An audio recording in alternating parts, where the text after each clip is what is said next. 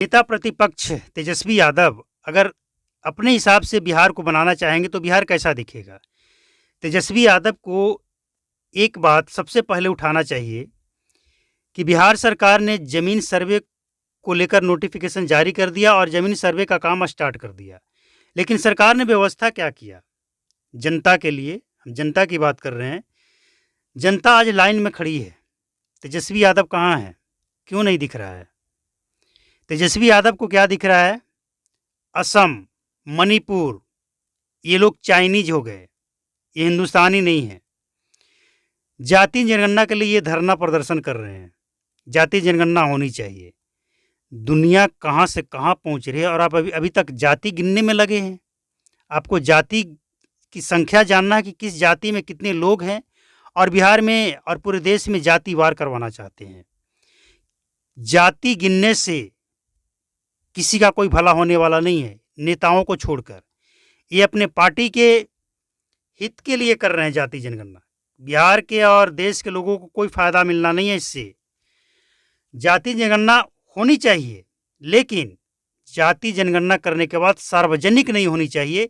वो सरकार गुप्त रखे और उस जनगणना, उस जाति के संख्या के आधार पे योजना बनाकर लोगों को उसका फायदा दे। फायदा पहुंचनी चाहिए, लेकिन सार्वजनिक बिहार में जाति सर्वेक्षण हुआ, सार्वजनिक करने की क्या जरूरत थी? क्यों सार्वजनिक क्यों किया गया? जातिवार करवाने के लिए। बिहार में इसका क्या असर पड़ा? हिंदुओं को जाति में बांटना और मुसलमानों को एक साथ इतना % मुसलमान बताना, क्या है ये? इनकी मंशा क्या है? ये किस टाइप का बिहार बनाना चाहते हैं?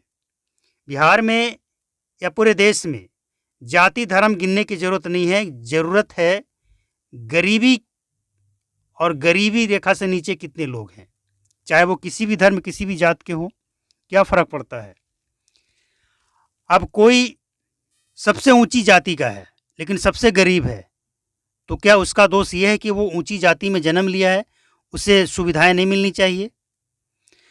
कोई बिल्कुल पिछड़ी जाति से है लेकिन उसके पास करोड़ों का बंगला है, तो क्या उसे मिलनी चाहिए? जाति गिनकर आप क्या करना चाहते हैं? बिहार की समस्या क्यों नहीं दिख रहा है? लोग लाइन में खड़े हैं। जो काम नेता प्रतिपक्ष को करना चाहिए था, वो काम सोशल मीडिया वालों ने इस खबर को दिखाकर सरकार तक पहुंचाया, और इसका असर आज जमीन पे दिख रहा है। नेता प्रतिपक्ष को इन सब चीज़ों से मतलब नहीं है, चाहे नेता प्रतिपक्ष बिहार के हों या फिर दिल्ली लोकसभा के हों। राहुल गांधी, समस्या से इन लोगों को कोई लेना देना नहीं है। समस्या जो हो वो रहे, राजनीति करनी है, अपना राजनीति चमकाना है।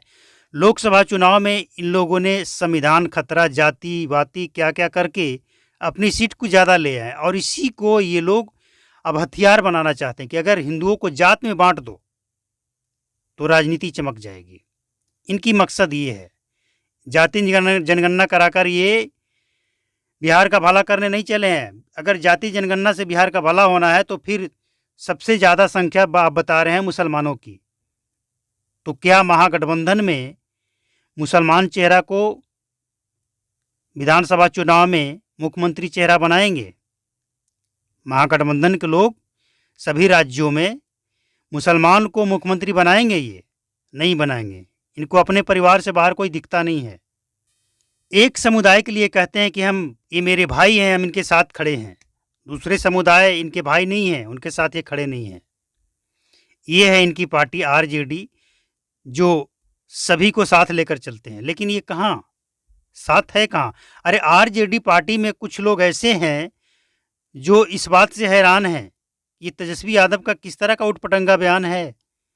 नॉर्थ ईस्ट वाले चाइनीज हो गए, वो हिंदुस्तानी नहीं रहे। तो आप क्या हैं? विजन क्या है आपके पास? सोच क्या है आपका? नेता प्रतिपक्ष की जिम्मेवारी कब समझेंगे आप? इस पद के पे बैठे हुए व्यक्ति को बिहार में क्या समस्या है ये नहीं दिख रहा है। और आप जिस तरह की राजनीति कर रहे हैं, सिर्फ आपको कुछ लोगों के वोट मिल जाने से सरकार नहीं बन जाएगा बिहार के अंदर। इसी तरह से अगर चलता रहा बिहार में तो जो हाल लोकसभा चुनाव में हुआ है उससे भी बुरा हाल हो सकता है। आपको एक बात समझनी होगी, सोशल मीडिया का ज़माना है। आपका एक बयान 10 मिनट के अंदर पूरी दुनिया में फैल जाता है। सबको पता चल जाता है कि आपकी सोच क्या है, आपका विचार क्या है, आपका विज़न क्या है। तो ये जानकारी आपको अच्छा लगा होगा। अच्छा लगा है तो लाइक करें, शेयर करें, चैनल को सब्सक्राइब करके बेल आइकन को प्रेस कर लें ताकि आगे का नोटिफिकेशन आपको मिलता रहे। नमस्कार, जय हिंद, थैंक यू।